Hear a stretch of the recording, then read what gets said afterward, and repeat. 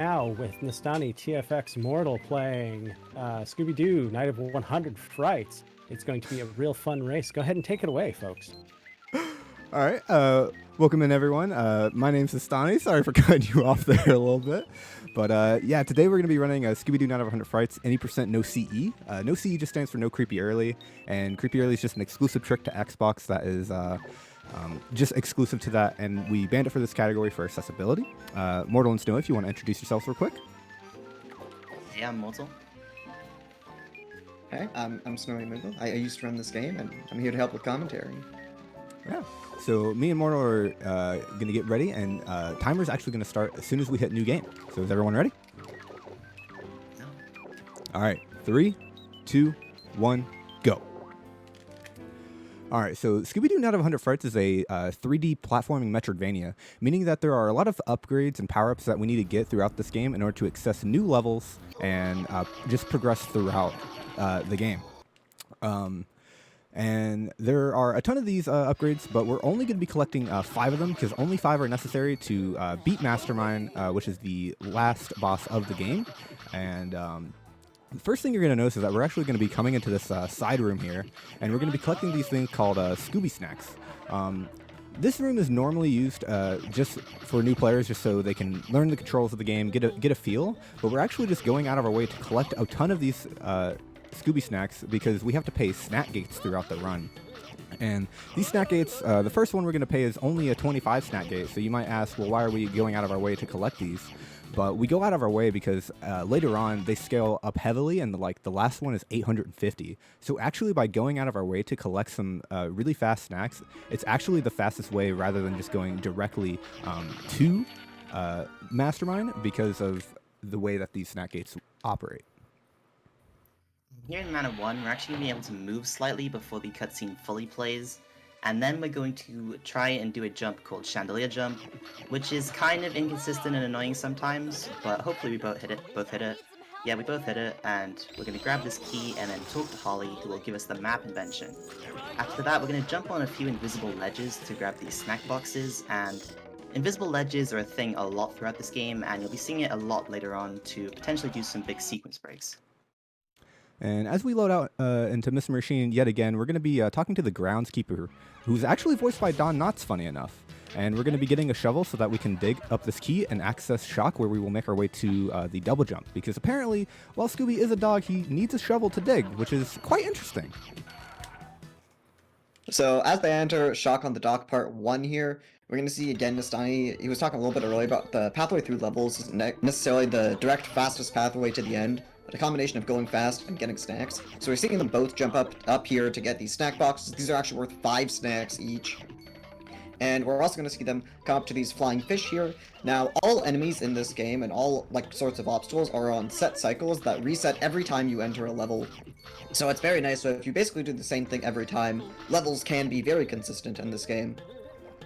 And we're going to see them head up here and make their way to Shock on the Dock Part 2.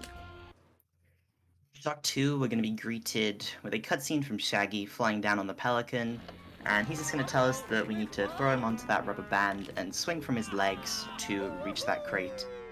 But luckily for us, by just doing a jump without holding the run button, we can jump onto the crate ourselves and skip using Shaggy, who is quite slow. And that'll actually be a recurring theme throughout this run, where we'll just be skipping Shaggy whenever possible. After we grab this snack box here, we're going to go down and we'll be seeing hooks. First, we're going to jump over this caveman to grab a few snacks, and then make it through these hooks, which both are all on cycles that me and Nestani are all used to. I'm going to pay our second snack gate of the run, which is only 50 snacks. And as you see them head into a pier here, there's the sticky tar that you actually can't run or jump on. And as they enter the next level here, they're going to try and do what's called tar strats. So, again, you cannot normally jump on this tar, but if you actually do a frame-perfect jump, you can actually jump before the tar loads in and try to get onto these posts. Let's see, Nestani unfortunately didn't get it, and Mortal got it. Nice. Let's see. And unfortunately, the second jump there is just as hard as the first jump. It's a super hard trick to get, even if you can get it. We normally use a metronome to get that first jump.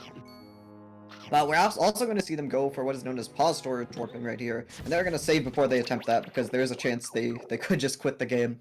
So it turns out when you unplug your controller and try to quit the game at the same time, you can actually do some extra inputs to get access to a debug menu. And with that debug menu, you can actually warp from anywhere in this game to a warp gate. And warp gates are normally just like warp points you can fast travel in between. And you're seeing right there, they use that, and they're heading right back to the manor instead of having to go out and find another warp gate to come back here.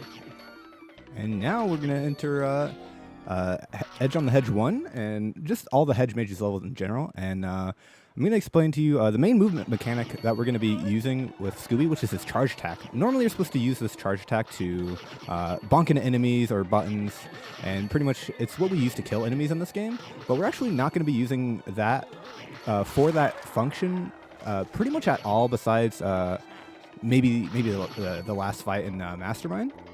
But the way this dash works essentially is that at the beginning of it, Scooby slows down, but at the end of it, he speeds up exponentially. And so what we want to try to do is use this dash over long distances, because actually if we dash over short distances, what would happen is that you would actually lose time, since Scooby's dash starts up slower at the beginning. We're going to both attempt a thing called Yeet Cycle, which is just getting on a very finicky ledge and jumping all the way up. I unfortunately did not get it. I did not see if Mortal got it or not. But, Yeah, either. Unlucky, you know. That ledge is really all kind of luck, honestly. Sometimes it works, sometimes it doesn't. And we're just going to make our way to the end here, collecting a bunch of these snacks and making our way to our first major sequence break, which is known as SCS, or Skull Cliff Skip. So right now, both runners, they're trying to get to the end of the Hedge Maze, which has the helmet power-up, which is the next big Metroidvania upgrade. But it turns out at the end of the Hedge levels, that level leads to a bunch of later levels, and those later levels is a shortcut back to Hedge 3, the level they're in right now. But they can actually access this shortcut early if you literally just hold up left on the D-pad, and you will clip right through that gate. And you're gonna see them go through right there, and it takes them to Misbehave and Cause a Cave-In. So yeah, this is a later level in the game. If you're playing this game casually, maybe you wouldn't be here for like another hour or two. And so the reason they do this is because it turns out coming here and then heading through a bunch of later levels backwards is faster than going through the Hedge Maze as intended. So we actually have this huge skip, and it just saves a couple minutes over going through the way you'd normally get there. Here, when me and Nestani are both entering Skull 4, we are going to begin jumping out of bounds to jump into the void. And the reason we're going to jump into the void is because in this game, there's a failsafe in place in case any casual player accidentally fell out of bounds somehow. So to stop them from infinitely falling, they made it so they would void warp. And what the void warp does is it puts Scooby back at the beginning of the level. But luckily for us, the beginning isn't the entrance that we entered through, it's the entrance that the game has set. And since, as Snowy mentioned, we are going through these levels backwards, doing this warps us straight to the exit for us, or what is meant to be the beginning of the level, and helps us skip the longest level in any percent. And yeah, that level alone is about a couple minutes long, and so skipping that whole level actually saves us a ton of time. And what me and Mortal are going to do is actually do this jump. It's just a jump, and we're basically just going to try to make this platform cycle here. And actually, if we're fast enough, we can make 2 cycles, not just that one platform cycle, but if we're quick on the draw here, we can also make it to this final snack in this row and collect it like that without getting hit by the caveman. And both of you got it. That's a very hard nice. cycle to make. So it's impressive that both of you are able to get it in Marathon. And then we're also going to be making another cycle in Skull 2 known as Boulder Cycle, where essentially these boulders that are dropping from the sky here are on a set cycle, and we're going to be moving in such a way that is consistent, where we're going to be hitting hopefully all of these snacks and not getting hit by any of the boulders while doing this. And if you move at the same exact speed and timing every time, you can walk through this last boulder without getting hit like that. And you can make your way to the end of the level, collecting a couple snacks here and loading the Skull 1, where we're going to be doing kind of a Hail Mary jump, but most of the time this jump isn't too scary as there are a bunch of ledges along the wall, and we're just going to make our way over here, and we're going to ladder ourselves up here and make our way to Helmet 3, which is where the helmet upgrade is located at. So Hill 3 here, or Helmet 3, is the last level in the hedge maze.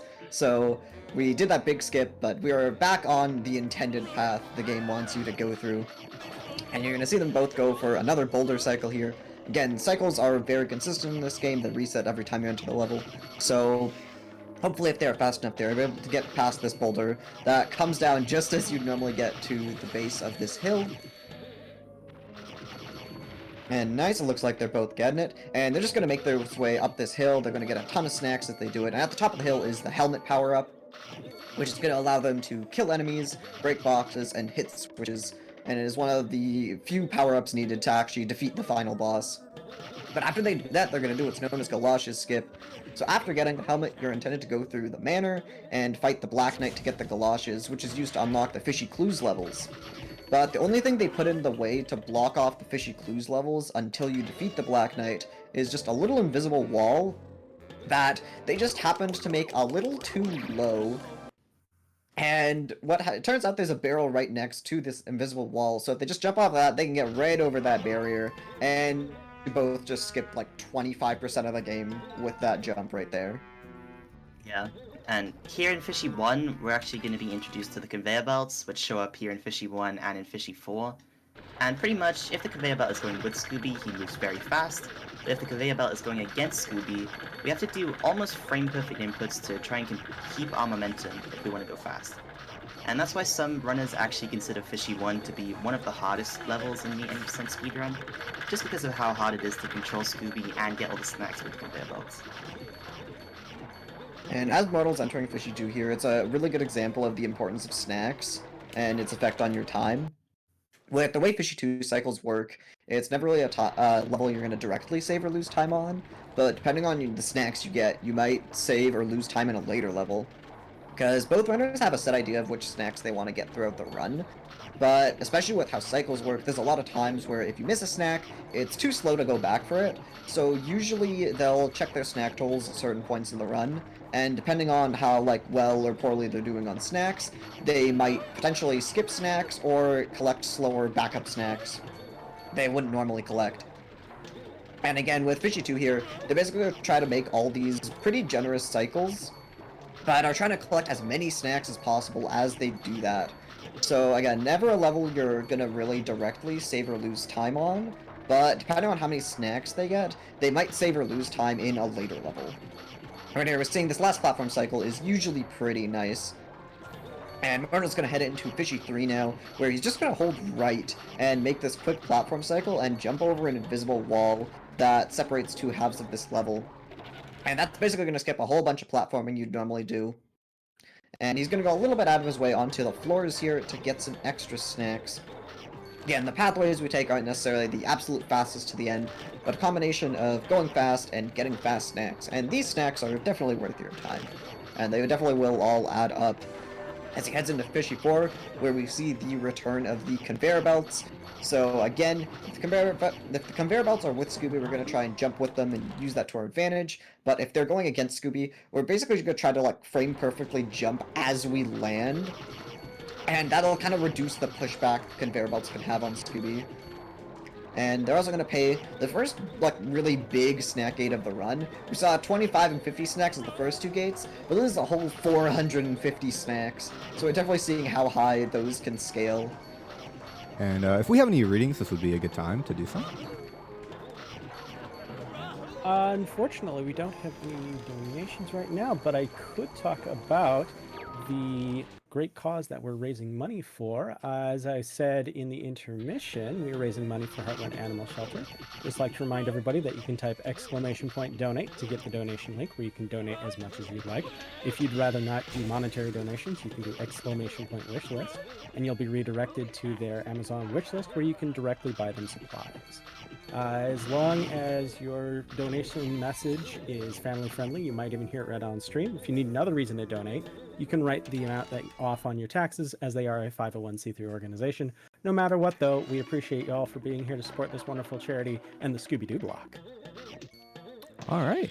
And here we're in Skull 1, and I think Mortal's already passed it, but he's going to be attempting a cutscene skip right here, where he's just going to jump over this pole or on the pole, and he's going to be just skipping a relatively big cutscene trigger, and he's actually going to be going across the back half of Coast 1 here, and that's because he's going to be collecting these snack boxes, because as we mentioned before, snack boxes are worth 5 snacks, so actually going across the whole back site of Coast 1 is actually quite quick, because it'll give us the snacks that we need in order to pay all the final snack gates. And for the next level, Coast 2, we didn't mention this about Scooby's charge attack before, but basically his hitbox shrinks to his head, meaning that if you aim Scooby's head away while you're charging, you can actually slide around enemies. And Coast 2 is a very good example of that, as you're going to see Mortal enter shortly.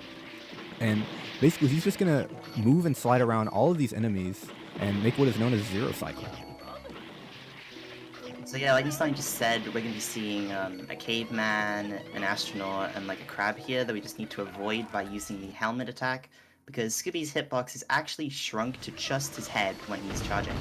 So there, I just avoided getting crushed while collecting those 2 snack boxes, and I collected all the rest of the snack boxes without getting crushed, and that's Zero Cycle. Yeah, and as we load into Coast 3, we're going to do much more of the same as we did in Coast 1, where we're actually going to go to the back site of the room to collect even more snacks, because we want to prioritize either snack boxes or snack lines, which are just lines of snacks just relatively close together. And we're gonna damage abuse off of a fish, a flying fish, because what getting hit does is creates iframes. So as Mortal's gonna do here, he's gonna get hit by the fish, and when you get iframes, you can actually walk across water and become Great Dane Jesus.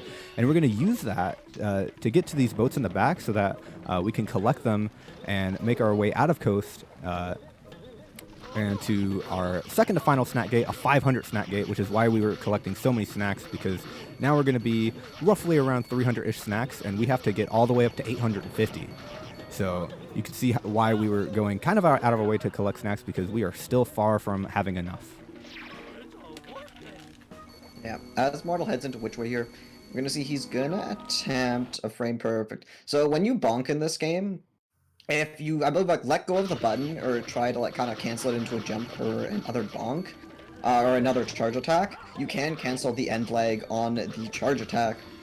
And every time you do that, it saves roughly 1 second.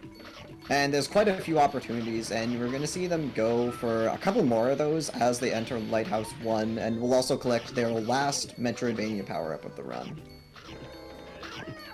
So here in Lighthouse 1, I'm going to attempt another frame perfect on this button here, which I didn't get, unfortunately. Like Snowy said, this is frame perfect. You can cancel the animation after the charge. And here I'm just going to grab a few more Scooby snacks before racing up the stairs. And pretty much that button actually made the platform with the final invention go up, and you have to kind of race it to the top. But since the platform cycle is so slow, we can just collect all those Scooby snacks down there while it's going up. And I'm just going to be using Scooby's charge attack, like in Coast 2, to put his head away from the enemy so we can just slip right past them, and grab these final 2 Scooby snacks before trying a final frame perfect here, which I got.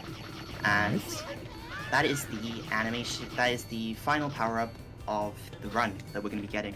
It's basically just a ground pound where we can hit enemies on the head and go through some floorboards. And yeah, and if we have any more readings, this would be a good time.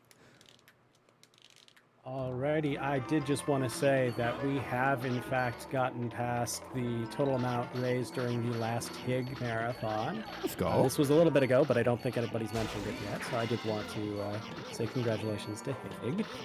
And yeah, it's looking like a real interesting run so far.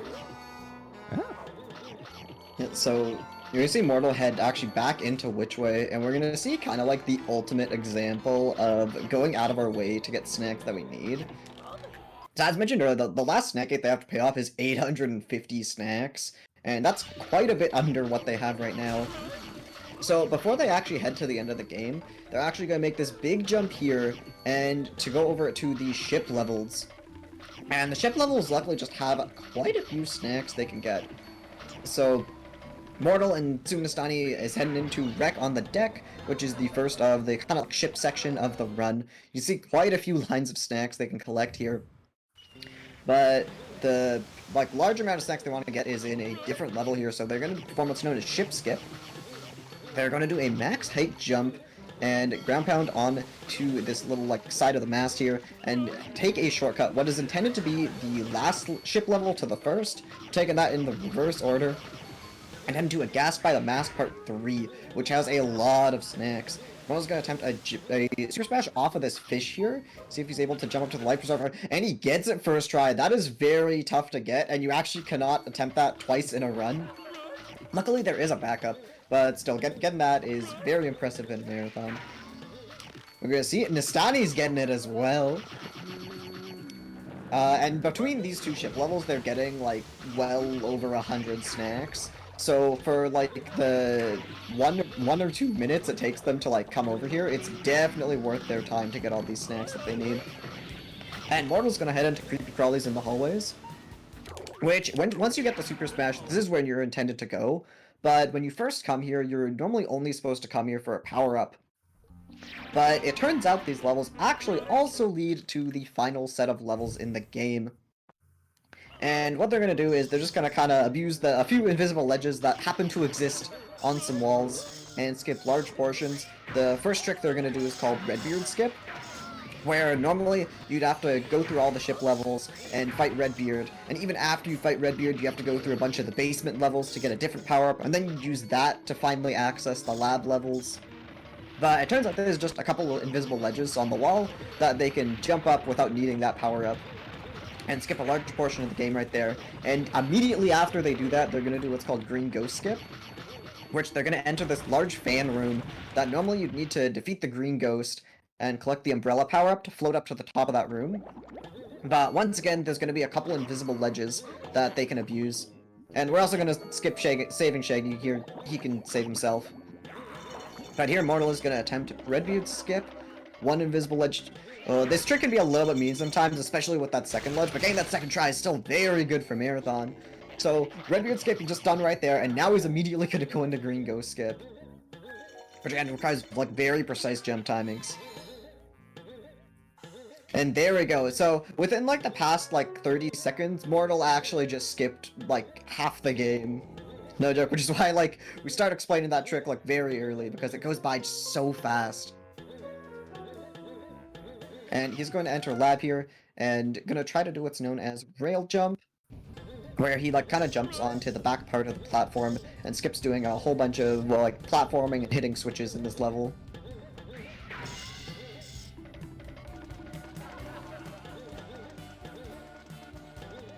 And there we go, looks like Nestani also got done with Green Ghost Skip, so again, within 30 seconds, half the game is skipped right there. And then Mortal's gonna go ahead and start Lido Skip now.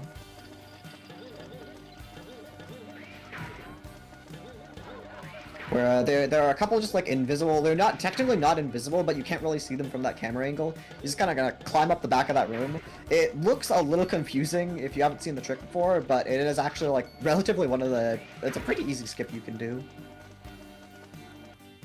So here in the Shock Room, we are meant to save Shaggy by swinging on his legs, like in Shock 2.